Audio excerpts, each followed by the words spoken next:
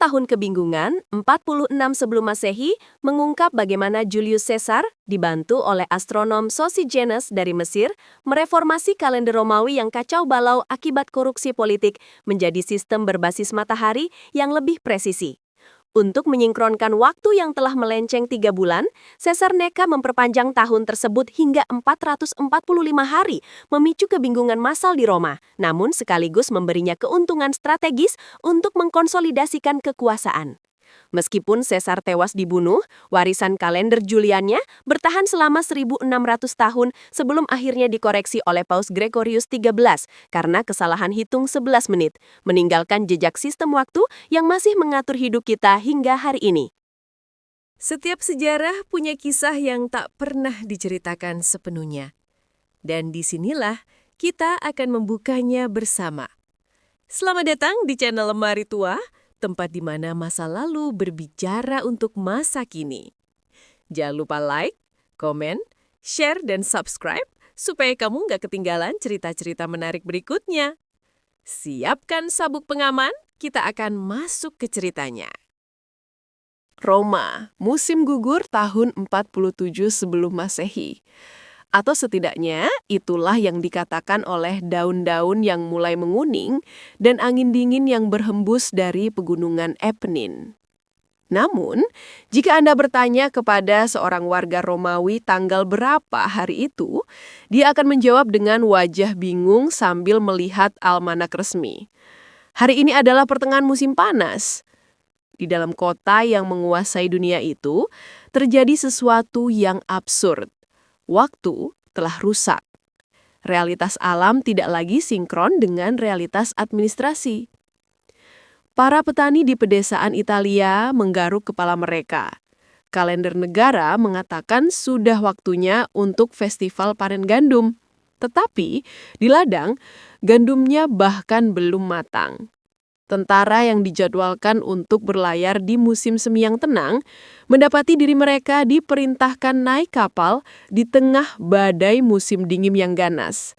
Hanya karena kalender mengatakan sekarang adalah musim semi. Roma, sang penakluk dunia, telah kehilangan kendali atas satu hal yang paling mendasar, waktu. Bagaimana sebuah peradaban yang mampu membangun akuaduk sepanjang ratusan kilometer dan jalan raya yang lurus sempurna bisa begitu bodoh dalam menghitung hari? Jawabannya bukan pada kebodohan, melainkan pada politik dan tahayul. Sistem kalender yang digunakan saat itu adalah warisan dari raja legendaris Numa Pompilius 7 abad sebelumnya. Itu adalah kalender berbasis bulan atau lunar. 1 tahun terdiri dari 355 hari. Mengapa 355? Karena orang Romawi kuno sangat percaya tahayul. Mereka takut pada angka genap. Angka genap dianggap membawa sial. Jadi, alih-alih 354 hari, siklus bulan yang akurat, mereka membulatkannya menjadi 355 hari ganjil. Masalah matematikanya jelas, bumi mengelilingi matahari dalam waktu 365 seperempat hari. Setiap tahun, kalender Romawi kehilangan sekitar 10 hari. Dalam beberapa dekade, musim dingin akan jatuh di bulan Juli. Untuk mengatasi ini, orang Romawi memiliki solusi tambal sulung. Setiap 2 atau 3 tahun sekali, mereka akan menyisipkan bulan tambahan, bulan kabisat. Mereka menyebutnya Mercedonius. Bulan ini diselipkan secara paksa di antara bulan Februari dan Maret. Secara teori ini seharusnya berhasil, tapi di Roma tidak ada yang murni teknis. Semuanya politis. Wewenang untuk menyisipkan bulan Mercedonius tidak dipegang oleh astronom atau ilmuwan. Wewenang itu dipegang oleh Dewan Imam Tertinggi, College of Pontifex. Dan disinilah korupsi waktu dimulai. Bayangkan Anda adalah seorang pontifex yang korup. Anda memiliki teman, sebut saja Senator Claudius, yang sedang menjabat sebagai gubernur provinsi yang kaya raya. Semakin lama Claudius menjabat, semakin banyak pajak yang bisa dia kumpulkan dan bagi hasil dengan Anda. Apa yang Anda lakukan? Anda mengumumkan, tahun ini kita perlu bulan tambahan. Simsalabim, tahun itu menjadi lebih panjang. Masa jabatan Claudius diperpanjang sebulan. Pajak mengalir lebih banyak. Sebaliknya, jika musuh politik Anda yang sedang berkuasa, Anda akan berkata, tahun ini sepertinya tidak perlu bulan tambahan, bintang-bintang tidak mendukung. Tahun itu menjadi pendek. Musuh Anda dipaksa turun jabatan lebih cepat. Waktu bukan lagi konstanta alam. Waktu adalah senjata politik. Para pontifex mempermainkan hari dan bulan seperti kepingan uang di meja judi. Akibatnya, pada tahun 47 sebelum Masehi, kalender Romawi telah melenceng jauh, sekitar 3 bulan dari siklus matahari. Januari, musim dingin, jatuh di bulan gugur. Di tengah kekacauan kronologis ini, seorang pria pulang ke Roma, Julius Caesar. Dia baru saja memenangkan perang saudara yang brutal. Dia telah menaklukkan Gaul, Prancis, menyeberangi Rubicon, dan mengejar Pompei hingga ke Mesir. Sekarang, dia berdiri sebagai penguasa tunggal Republik Romawi. Dia adalah diktator.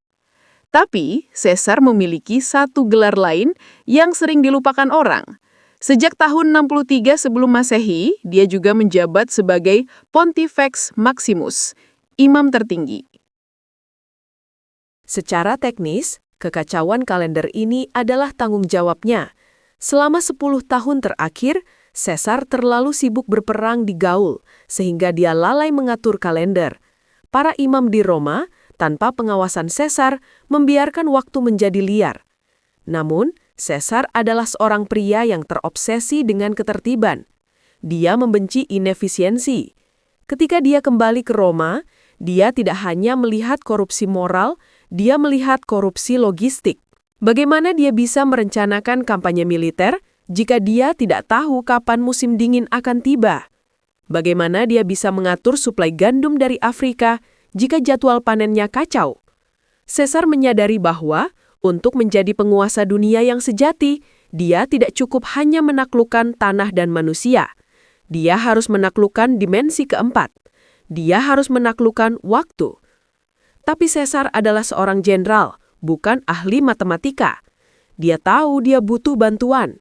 Dia teringat pada sesuatu yang dia lihat di seberang Laut Tengah. Di tanah tempat dia baru saja menghabiskan waktu bersama seorang ratu muda yang cerdas. Di Mesir, kalendernya tidak kacau.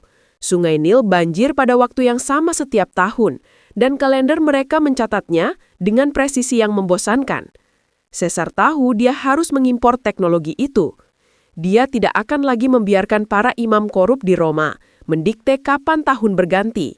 Dia akan menggunakan sains untuk membelenggu waktu agar patuh pada kehendaknya. Dan keputusan ini akan memicu tahun paling aneh dalam sejarah manusia. Tahun di mana rakyat Romawi harus menjalani hidup selama 445 hari tanpa henti. Tahun yang dikenal sejarah sebagai Annus Confusionis. Musim dingin tahun 48 sebelum Masehi. Julius Caesar sedang terdampar di Alexandria, Mesir. Secara militer situasinya sulit. Dia terjebak dalam perang saudara dinasti Ptolemaik, dikepung di istana kerajaan oleh pasukan musuh. Namun, bagi Caesar, pengepungan ini adalah sebuah liburan yang aneh. Di Roma, waktu sedang rusak. Musim panen datang saat salju turun. Tapi di Mesir, Caesar melihat sesuatu yang mengejutkannya. Ketertiban. Di sini, Sungai Nil banjir pada hari yang sama setiap tahun. Para petani menabur benih pada tanggal yang pasti. Imam-imam kuil tidak bertengkar tentang kapan bulan baru dimulai. Waktu di Mesir berjalan stabil, dapat diprediksi, dan selaras sempurna dengan pergerakan matahari. Caesar, yang memiliki pikiran seorang insinyur sekaligus jenderal, terpesona. Bagaimana bangsa ini bisa menaklukkan waktu, sementara Roma tidak? Kunci dari misteri ini ada pada tuan rumahnya, Ratu Cleopatra ke-7. Sejarah populer sering melukiskan Cleopatra hanya sebagai wanita penggoda yang menggunakan kecantikannya untuk memikat Caesar. Ini adalah penghinaan terhadap sejarah. Cleopatra adalah wanita yang brilian.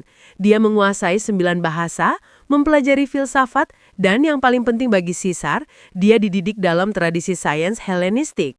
Suatu malam, saat mereka berlayar menyusuri sungai Nil di atas tongkang kerajaan yang mewah, setelah pengepungan berakhir, Caesar mengeluh tentang kekacauan kalender Romawi. Cleopatra tersenyum. Dia menunjuk ke langit yang cerah di atas gurun. Di Roma, kalian melihat bulan. Di sini, kami melihat Sirius. Kami melihat matahari. Dia menjelaskan bahwa kalender Mesir tidak peduli pada fase bulan yang berubah-ubah. Mereka menggunakan kalender surya yang diciptakan ribuan tahun lalu. 365 hari, tidak kurang, tidak lebih. Tapi Caesar yang memiliki insting detail bertanya, tapi bukankah berputaran matahari tidak persis 365 hari? Bukankah ada sisa waktu? Benar, jawab Cleopatra. Dan untuk menjelaskan matematikanya, Anda tidak butuh ratu. Anda butuh seorang astronom.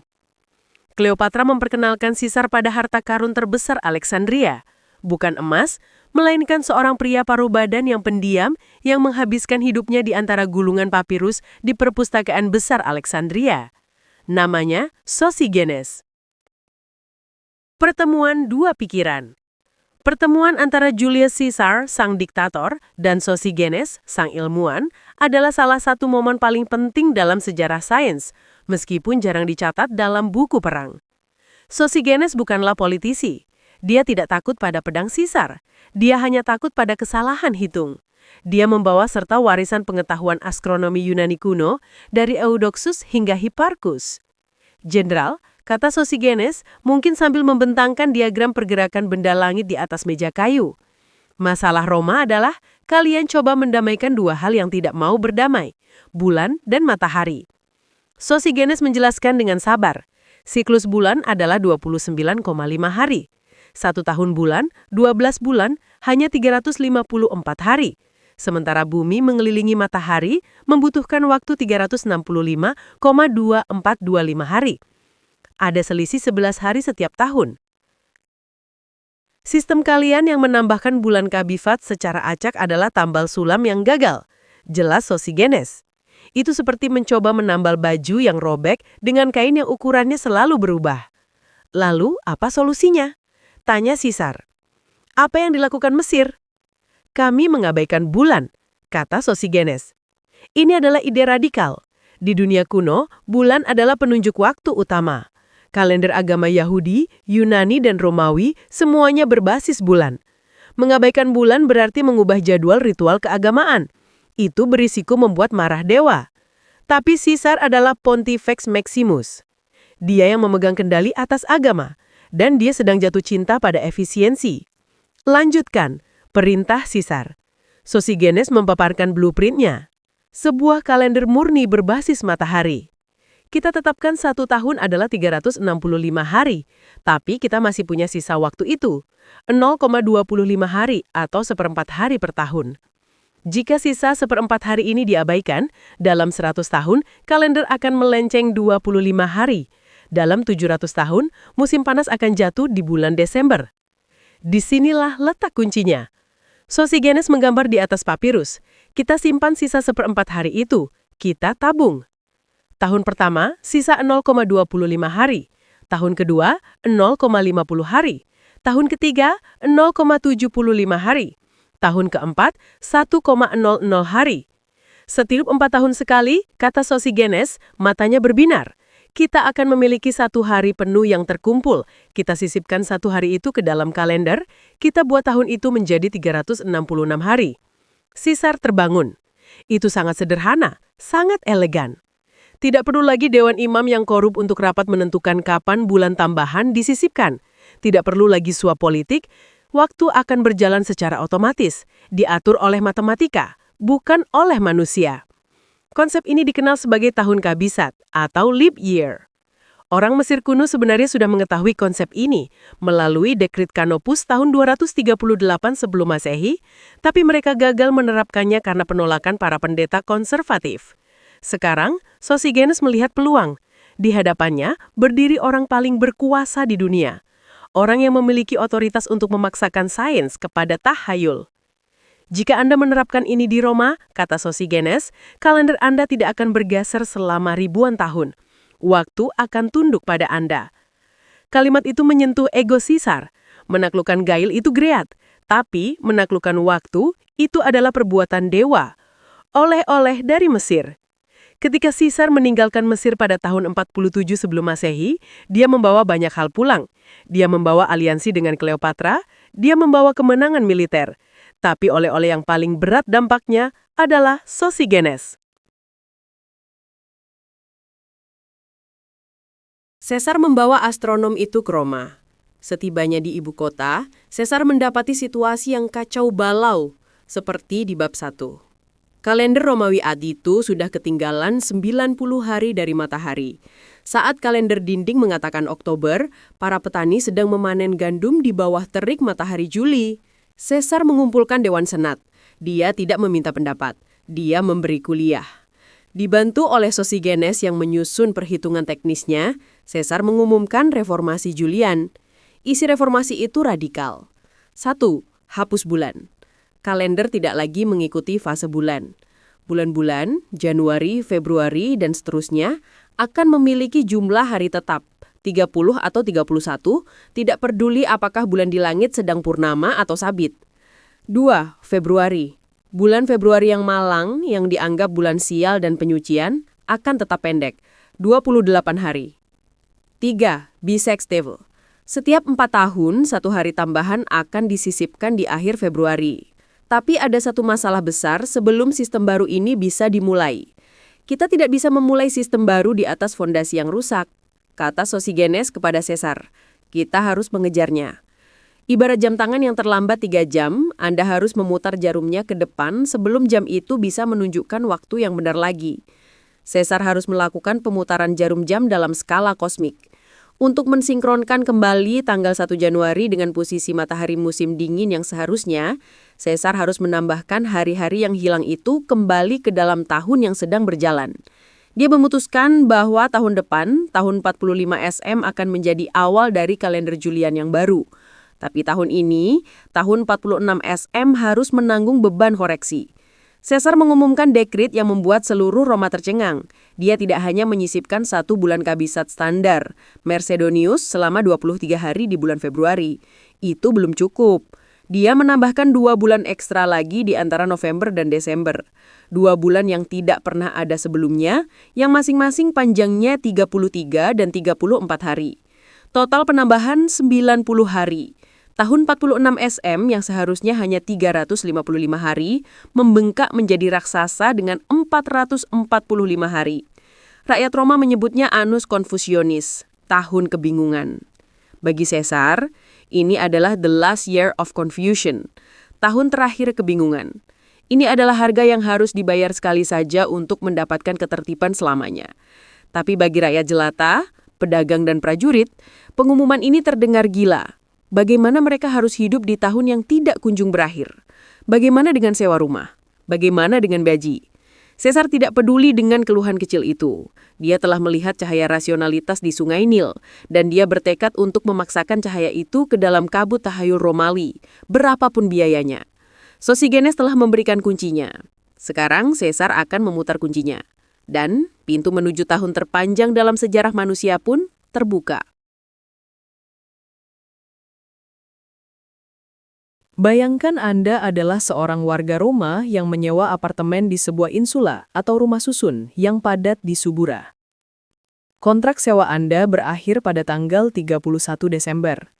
Anda sudah menghitung hari, menabung keping demi keping denarius untuk membayar sewa tahun depan atau pindah. Namun, tiba-tiba ada pengumuman ditempel di forum. Pengumuman dari diktator Julius Caesar. Pengumuman itu mengatakan bahwa tahun ini, tahun 46 sebelum Masehi, tidak akan berakhir pada bulan Desember. Tahun ini akan memiliki tambahan hari. Bukan 1 atau 2 hari, bukan seminggu, tapi 90 hari. 3 bulan penuh ditambahkan ke dalam hidup Anda. Bagi kita di zaman modern, ini terdengar seperti fiksi ilmiah atau kesalahan komputasi global. Tapi bagi warga Roma kuno, ini adalah realitas administratif yang memusingkan. Caesar menekan tombol reset pada alam semesta. dan rakyatnya harus menanggung konsekuensi logistiknya. Selamat datang di Annus Confusionis, Tahun Kebingungan. Tahun 46 SM tercatat dalam sejarah sebagai tahun terpanjang yang pernah dialami peradaban manusia. Durasi totalnya 445 hari. Anatomi waktu yang bengkak. Bagaimana Caesar dan astronomnya, Sosigenes, merakayasa tahun raksasa ini? Seperti yang direncanakan di Mesir, bab 2, tujuannya adalah menyinkronkan kembali kalender manusia dengan matahari. Kalender Romawi saat itu tertinggal sekitar 3 bulan. Musim gugur di kalender jatuh saat matahari musim panas terik bersinar. Untuk memperbaikinya, Caesar melakukan operasi bedah drastis pada waktu. Pertama, dia memasukkan bulan kabisat tradisional, Mercedonius, 23 hari, di bulan Februari. Ini adalah prosedur standar yang sudah lama tidak dilakukan. Tapi itu belum cukup. Matahari masih jauh di depan. Jadi, Caesar menciptakan 2 bulan hantu yang tidak bernama.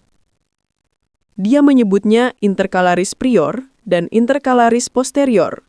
2 bulan ini masing-masing berjumlah 33 dan 34 hari, disisipkan secara paksa di antara bulan November dan Desember.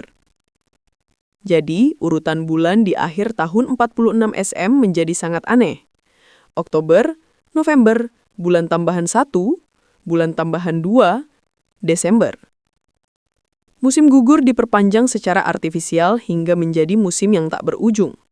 Daun-daun berguguran, angin menjadi dingin, tapi kalender menolak bergerak ke bulan Desember. Cicero dan sindiran bintang. Tidak semua orang menerima perubahan ini dengan patuh. Bagi kaum Republikan konservatif, manipulasi waktu ini adalah bukti palungkas tirani Caesar. Suara oposisi yang paling lantang datang dari orator terhebat Roma, Marcus Tullius Cicero. Cicero membenci Caesar bukan karena kalendernya, tapi karena apa yang diwakilinya, kekuasaan absolut satu orang atas segalanya. Ada satu anekdot terkenal yang dicatat oleh Plutarchus. Suatu hari, seseorang berkata kepada Cicero, "Besok, rasi bintang Lira akan terbit." Cicero menjawab dengan sarkasme yang tajam, "Ya, tentu saja. Bintang-bintang pun sekarang terbit karena dekret Caesar." Sindiran itu dalam. Cicero mengatakan bahwa Caesar sudah menjadi begitu arogan hingga dia merasa bisa memerintah langit. Bagi Cicero, reformasi kalender ini bukan soal sains. Ini adalah ego. Ini adalah Caesar yang bermain Tuhan. Namun di balik sarkasme itu, ada kekacauan nyata di jalanan. Bayangkan kebingungan para bankir dan pedagang. Kapan bunga pinjaman jatuh tempo? Apakah saya harus membayar gaji tentara untuk 3 bulan tambahan ini? Kapan festival Saturnalia dirayakan? Sistem hukum Romawi yang biasanya kaku menjadi lentur. Kontrak-kontrak harus dinegosiasi ulang. Tuan rumah menuntut sewa ekstra untuk bulan-bulan tambahan itu. Penyewa menolak bayar karena merasa bulan-bulan itu tidak nyata.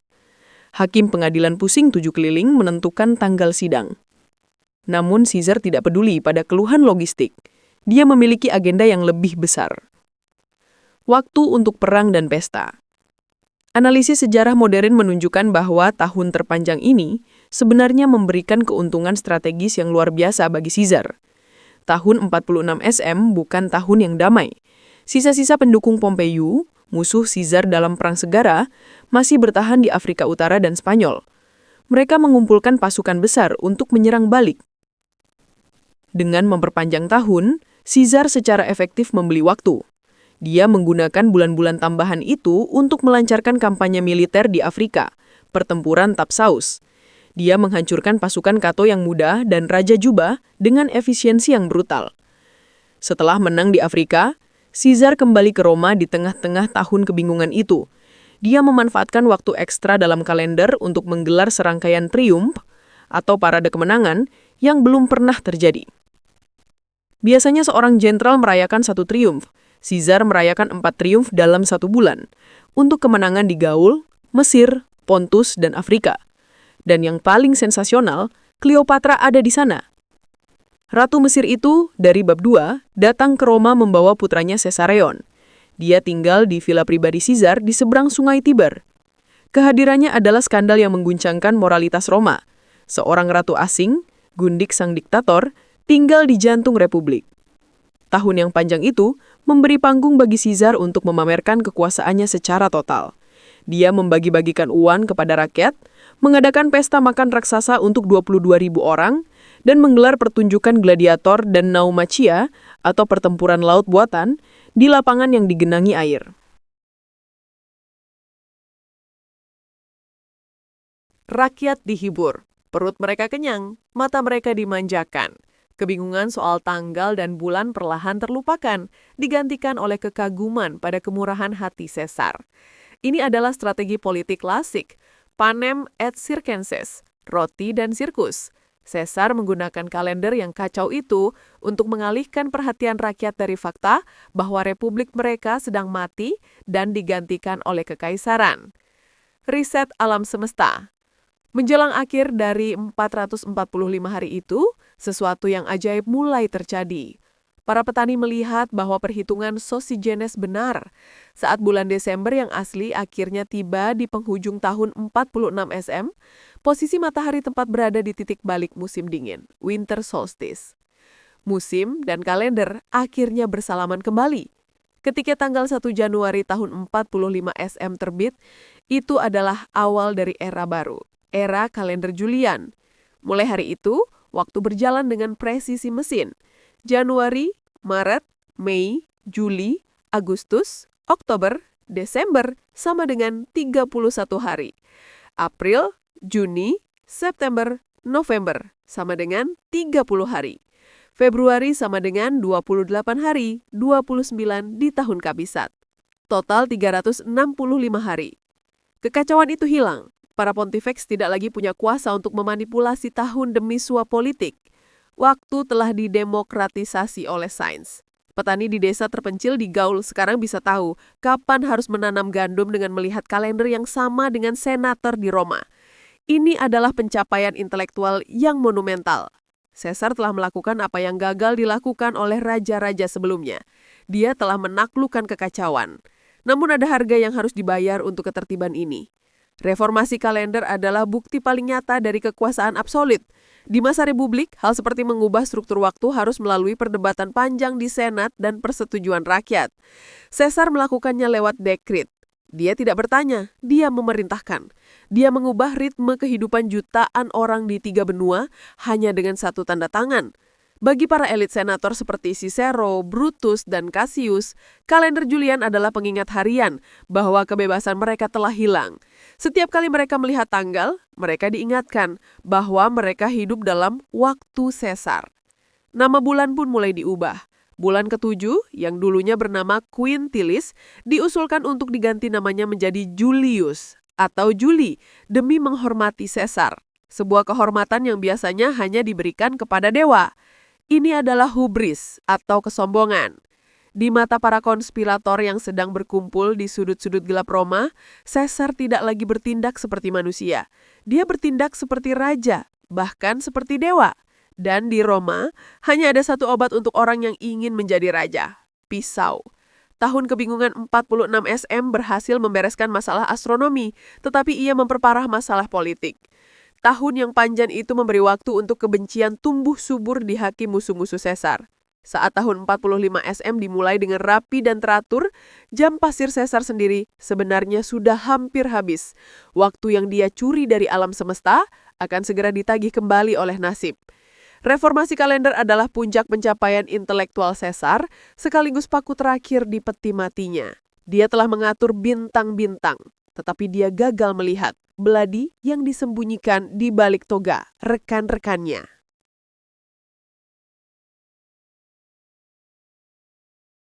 Pagi hari tanggal 15 Maret 44 sebelum Masehi. Langit Roma cerah, namun udara di sekitar Teater Pompei terasa berat oleh konspirasi.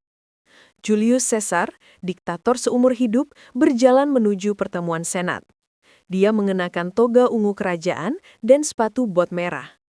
Di tangannya, dia memegang gulungan kertas, laporan administrasi negara. Seorang peramal buta bernama Spurina pernah memperingatkannya. Waspadalah terhadap Ides of March, hari ke-15 bulan Maret. Caesar melihat Spurina di kerumunan dan tersenyum mengejek. Ides of March telah datang, kata Caesar.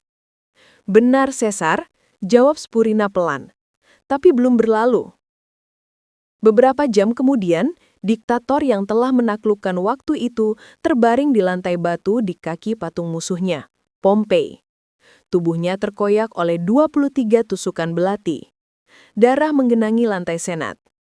Brutus, Cassius, dan para senator yang menyebut diri mereka liberatoras atau pembebas berlarian ke jalanan dengan tangan berdarah, berteriak, "Orang tiran sudah mati, kebebasan telah kembali." Mereka berhasil membunuh sang pria, tapi mereka gagal membunuh warisannya. Pembunuh itu mengira bahwa dengan matinya Caesar, Roma akan kembali ke masa lalu. Ke masa republik yang demokratis dan kalender bulan kuno yang kacau. Mereka salah. Caesar telah mengubah struktur realitas terlalu dalam. Kalender Julian yang baru berumur 1 tahun, dimulai 45 SM, terus berjalan. Waktu tidak berhenti berdetak hanya karena jantung Caesar berhenti. Justru, kematiannya menjadikan kalender itu abadi. Politisasi waktu, lahirnya bulan Juli. Setelah pembunuhan itu, Roma tidak kembali menjadi republik. Roma jatuh ke dalam perang saudara yang lebih brutal. Pewaris Caesar, Octavianus, kelak menjadi Augustus, dan jenderal setianya Mark Antony memburu para pembunuh. Untuk mengukuhkan kekuasaan mereka membutuhkan simbol. Dan simbol terbesar adalah Caesar itu sendiri. Mark Antony yang menjabat sebagai konsul melakukan langkah propaganda yang belum pernah terjadi sebelumnya. Sebelumnya, kalender Romawi adalah campuran nama dewa, Janus, Mars, Juno, dan angka. Quintilis atau kelima, Sextilis atau keenam, September atau ketujuh, dan seterusnya. Tidak ada manusia yang berani menamai bulan dengan nama dirinya sendiri. Tapi Caesar bukan lagi manusia biasa. Dia telah dinyatakan sebagai Divus Julius atau Dewa Julius. Antony mengajukan hukum baru. Bulan kelima atau Quintilis, bulan kelahiran Caesar, diganti namanya. Mulai saat itu, bulan itu disebut Julius atau Juli. Ini adalah politisasi waktu yang permanen. Setiap kali seorang petani, prajurit, atau budak menyebut kata Juli, mereka dipaksa untuk mengingat sang diktator. Para pembunuhnya atau Brutus dan Cassius mungkin telah menikam tubuhnya. Tapi nama Caesar kini terukir di langit bersanding dengan dewa-dewa. Waktu telah menjadi monumen. Kesalahan matematika para imam. Namun di balik pengabadian nama itu, ada masalah teknis yang memalukan. Masalah yang membuktikan bahwa birokrat Romawi tidak sepintar astronom Mesir.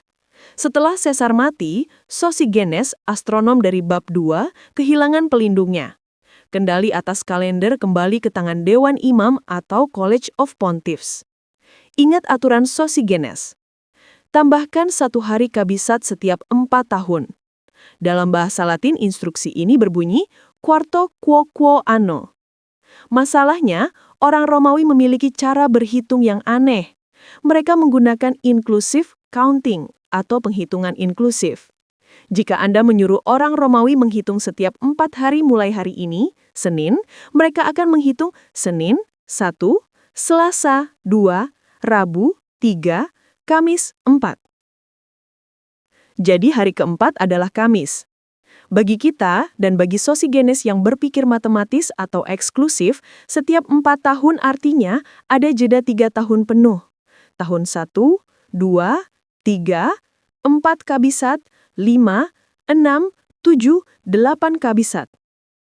Tapi para imam Romawi yang bingung dan mungkin kurang cerdas menafsirkan quarto quoquo anno dengan cara mereka sendiri.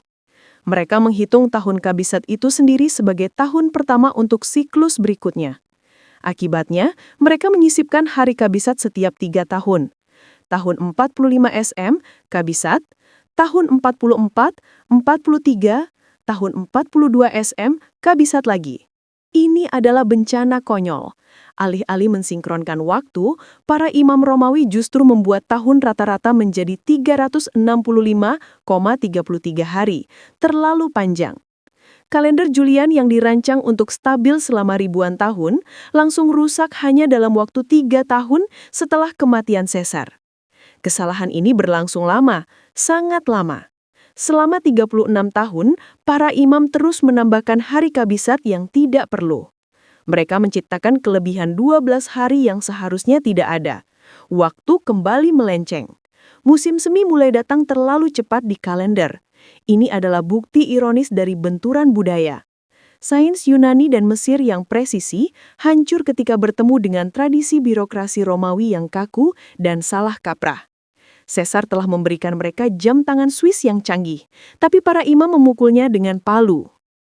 Augustus sang korektor. Kekacauan ini baru disadari pada tahun 8 sebelum Masehi. Saat itu perang saudara telah usai. Octavianus telah mengalahkan Mark Antony dan Cleopatra. Dia kini bergelar Kaisar Augustus. Dia adalah penguasa tunggal Roma yang baru. Pendiri Kekaisaran Romawi, Pax Romana. Augustus adalah administrator yang teliti. Ketika dia memeriksa sistem kalender, dia menyadari kesalahan para imam itu. Kalian terlalu rajin menyisipkan hari. Mungkin begitu tegurannya. Untuk memperbaiki kesalahan 36 tahun itu, Augustus harus melakukan tindakan drastis lagi. Dia tidak memperpanjang tahun seperti Caesar di bab 3, tapi dia harus menghentikan waktu. Augustus memerintahkan agar tahun kabisat dinilakan selama 12 tahun ke depan. Tahun 8 SM, 4 SM, 1 SM, 4 M, dan 8 M semuanya seharusnya kabisat, tapi dibatalkan. Tidak ada 29 Februari.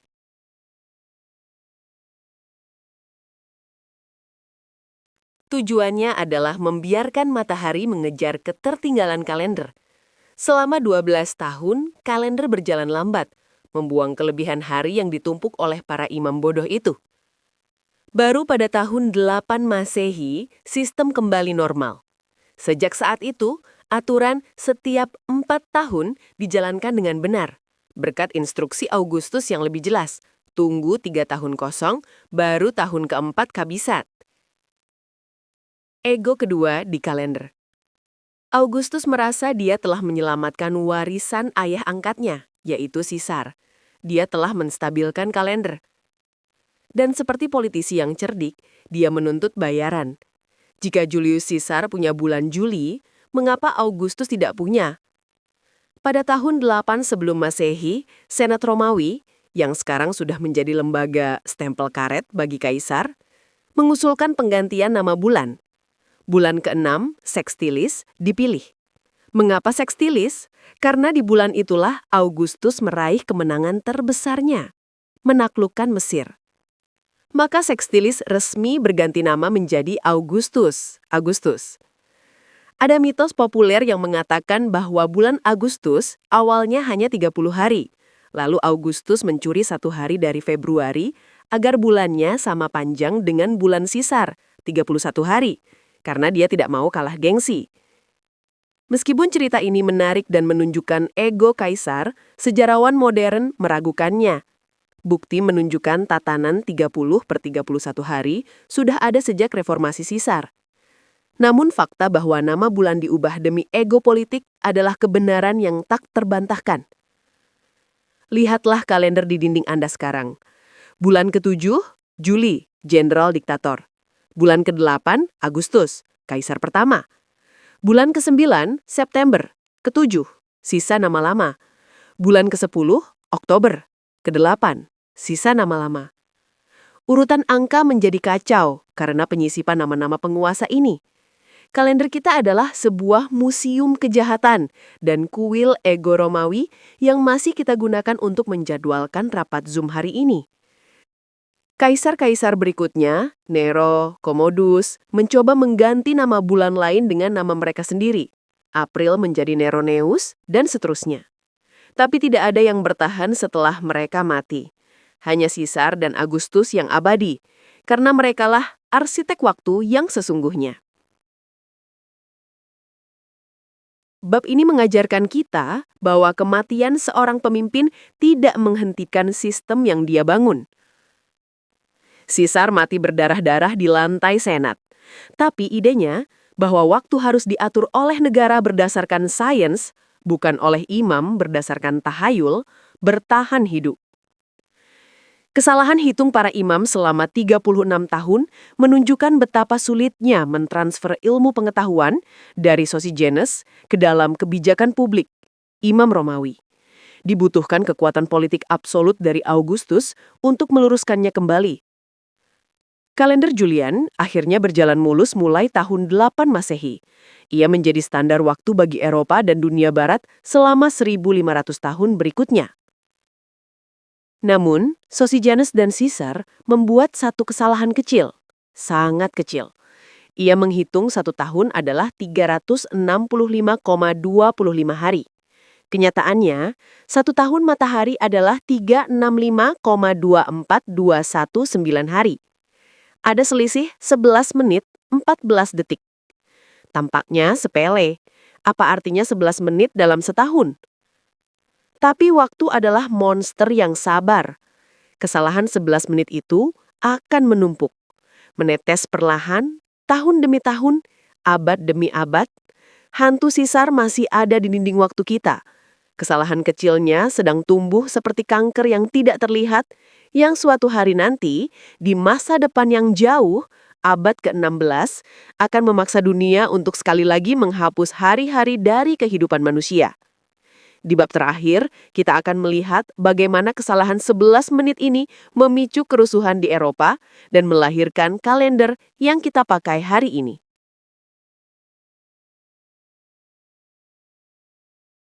Roma 1582. 16 abad telah berlalu sejak Julius Caesar dibunuh.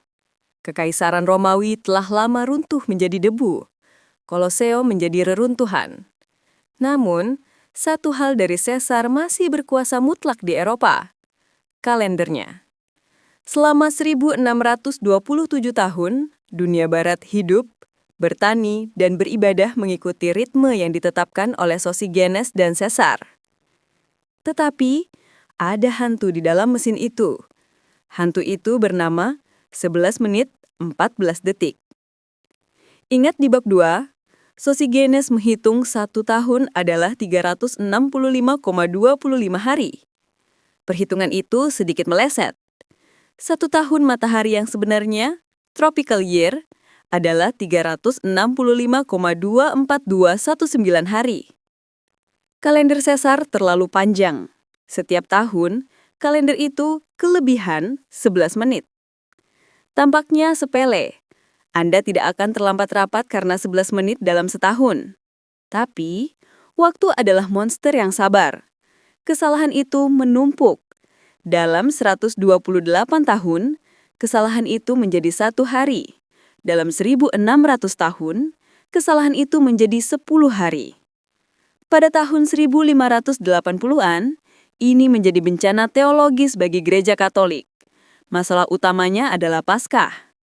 Konsili Nicea, tahun 325 Masehi, menetapkan bahwa Paskah dirayakan pada hari Minggu pertama setelah bulan purnama yang mengikuti titik balik musim semi atau vernal equinox, yang dipatok tanggal 21 Maret. Tapi, karena kalender Caesar berjalan terlalu cepat, tanggal 21 Maret di kalender terus bergerak menjauh dari musim semi yang sebenarnya. Musim semi astronomis datang lebih awal, sekitar tanggal 11 Maret. Jika ini dibiarkan, dalam beberapa ribu tahun, Paskah akan dirayakan di tengah musim dingin, bersamaan dengan Natal. Bagi gereja, ini adalah kekacauan liturgi yang tidak bisa diterima. Waktu Tuhan sedang dirusak oleh matematika manusia yang cacat. Dunia membutuhkan Caesar baru untuk memperbaikinya. Paus Gregorius XIII, sang korektor waktu. Sosok itu muncul bukan di medan perang, tapi di Vatikan. Paus Gregorius XIII. Dia bukan seorang astronom, tapi dia adalah administrator yang tegas. Dia mengumpulkan tim ahli di villa pribadinya di Mondragone. Bintang utamanya adalah seorang dokter dari Calabria bernama Aloysius Lilius, dan seorang astronom Jesuit Jerman bernama Christopher Clavius. Mereka adalah susi Genes baru. Lilius mengajukan solusi yang brilian untuk menghentikan pergeseran 11 menit itu. Aturan Julian lama, setiap tahun yang bisa dibagi 4 adalah tahun kabisat. Sederhana. Aturan baru, Gregorian. Setiap tahun yang bisa dibagi 4 adalah tahun kabisat, kecuali tahun abad yang tidak bisa dibagi 400. Ini adalah penyesuaian matematika yang sangat halus. Tahun 1600 bisa dibagi 400 sama dengan kabisat. Tahun 1700, 1800, 1900 tidak bisa dibagi 400 sama dengan bukan kabisat. Tahun 2000 sama dengan kabisat. Dengan membuang 3 hari kabisat setiap 400 tahun, panjang rata-rata tahun menjadi 365,2425 hari, sangat dekat dengan tahun matahari yang sebenarnya. Sistem ini begitu akurat sehingga baru akan melenceng 1 hari setelah 3.000 tahun. Paus setuju, solusi masa depan sudah ditemukan. Tapi, masih ada satu masalah besar. Masalah yang sama yang dihadapi Caesar di tahun 46 sebelum Masehi, bab 3. Bagaimana cara memperbaiki kesalahan 10 hari yang sudah terjadi? Caesar memecahkannya dengan menambah hari, membuat tahun 445 hari. Paus Gregorius harus melakukan kebalikannya. Dia harus memotong waktu. Malam ketika waktu hilang. Paus mengeluarkan dekrit kepausan berjudul Intergravissimas pada Februari 1582. Perintahnya mengejutkan. Pada bulan Oktober 1582, 10 hari akan dihapus dari kalender. Mengapa Oktober? Karena itu adalah bulan dengan paling sedikit hari raya orang Sunti, sehingga gangguan ibadah paling minimal. Maka, terjadilah peristiwa paling surrealis dalam sejarah waktu modern. Pada malam hari Kamis dan 4 Oktober 1582, warga Roma, Spanyol, Portugal, dan Polandia pergi tidur seperti biasa. Ketika mereka bangun keesokan paginya, kalender dinding mengatakan hari itu adalah Jumat 15 Oktober 1582. Tanggal 5, 6, 7, 8, 9, 10, 11, 12, 13, dan 14 Oktober 1582 tidak pernah ada. Hari-hari itu dihapus dari sejarah. Bayi yang lahir setelah tengah malam tanggal 4 dianggap lahir tanggal 15. Perjanjian sewa yang jatuh tempo tanggal 10 harus dibayar tanggal 15. Di negara-negara Katolik yang patuh, Italia, Spanyol, Portugal, transisi ini berjalan relatif mulus karena titah paus adalah hukum. Tapi di luar itu terjadi kekacauan. Kerusuhan. Kembalikan 11 hari kami. Reformasi Gregorius terjadi di tengah-tengah reformasi Protestan. Eropa sedang terbelah agama. Negara-negara Protestan, Jerman, Inggris, Skandinavia, mencurigai ini tipu muslihat paus. Mereka menolak mengadopsi kalender baru. Mereka lebih suka tidak setuju dengan matahari daripada setuju dengan paus. Akibatnya, Eropa hidup dalam 2 zona waktu yang berbeda selama berabad-abad. Jika Anda naik kapal dari Prancis atau Katolik ke Inggris, Protestan, Anda tidak hanya melintasi selat, tapi melintasi waktu. Anda mundur 10 hari. Tanggal surat menyurat menjadi mimpi buruk diplomatik. Surat yang dikirim dari London tanggal 10 bisa sampai di Paris tanggal 20. Tanggal yang sama menurut kalender Paris. Seolah-olah dikirim lewat teleportasi instan.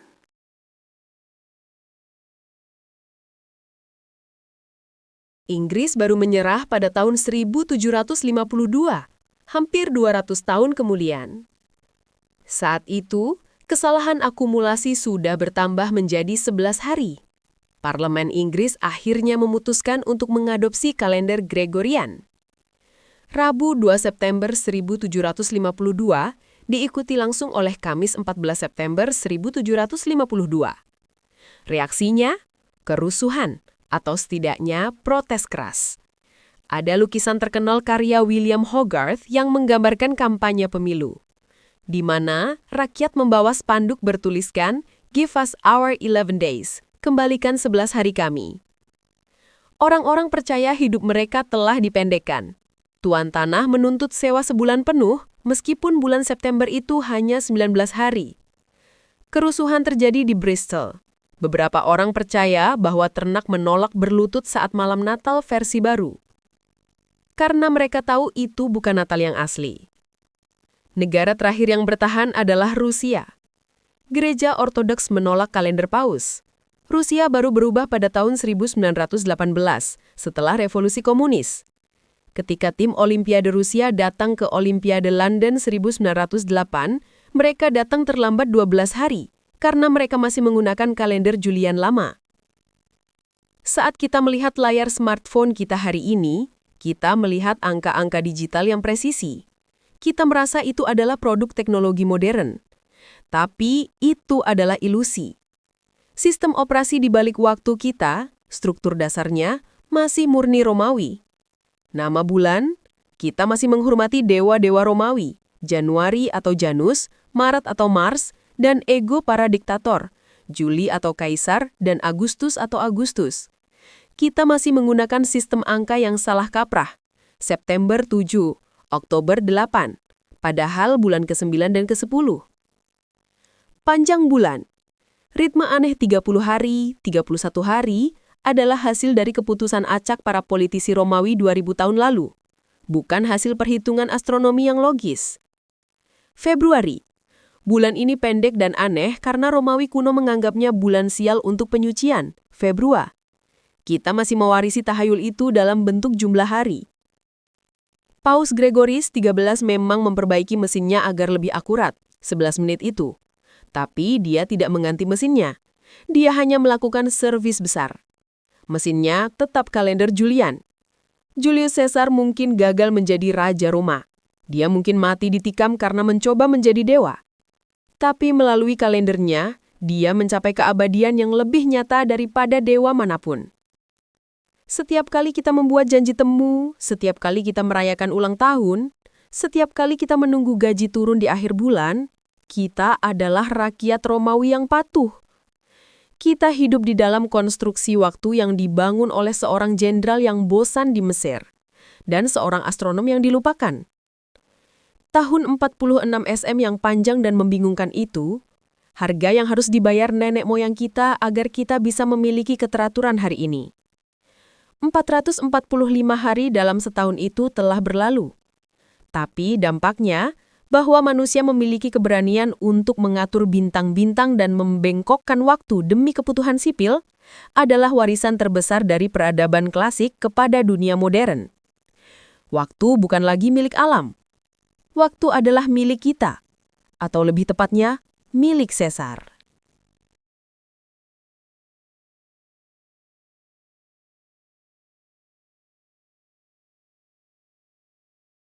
Reformasi kalender yang dilakukan Julius Caesar pada tahun 46 SM bukan sekadar perbaikan administrasi, melainkan sebuah revolusi sains yang membebaskan Roma dari korupsi waktu para imam politik. Dengan berani mengadopsi ilmu astronomi Mesir dari Sosigenes dan nekat memperpanjang 1 tahun menjadi 445 hari yang membingungkan, Caesar menekan tombol reset pada alam semesta demi menyinkronkan kembali kehidupan sipil dengan siklus matahari.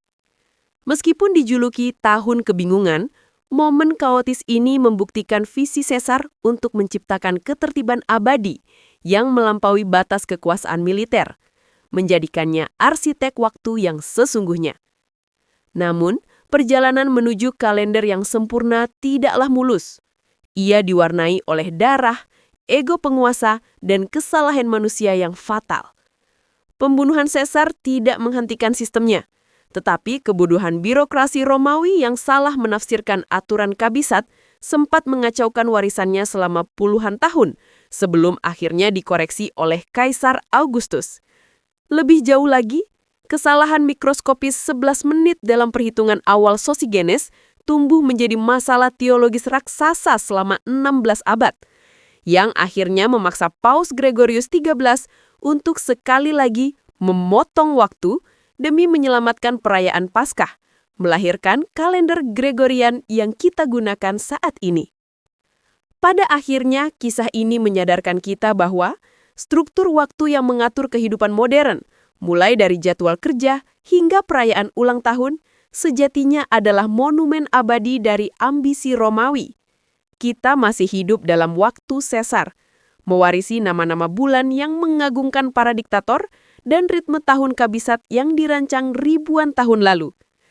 Tragedi tahun 445 hari itu mengajarkan bahwa untuk mendapatkan keteraturan presisi yang kita nikmati hari ini, nenek moyang kita harus membayar mahal dengan hidup melalui 1 tahun terpanjang dan paling membingungkan dalam sejarah peradaban manusia.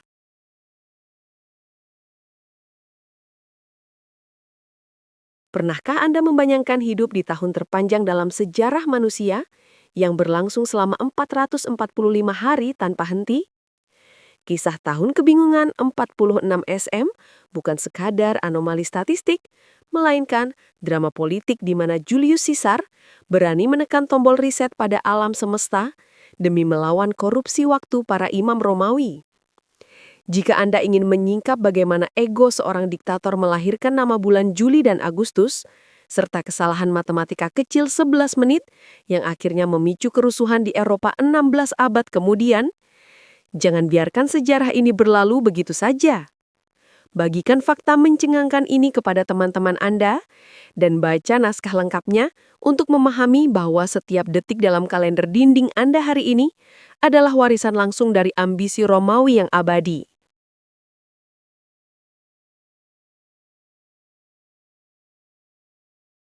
Komen di kolom komentar bagian mana yang menurutmu menarik. Di video selanjutnya kita akan memuat sejarah-sejarah yang mungkin belum kalian tahu atau kalian punya ide cerita sejarah yang menurut kalian menarik dan asik untuk kita telusuri. Pastikan kamu sudah subscribe agar tidak ketinggalan. Sampai jumpa di cerita sejarah lainnya.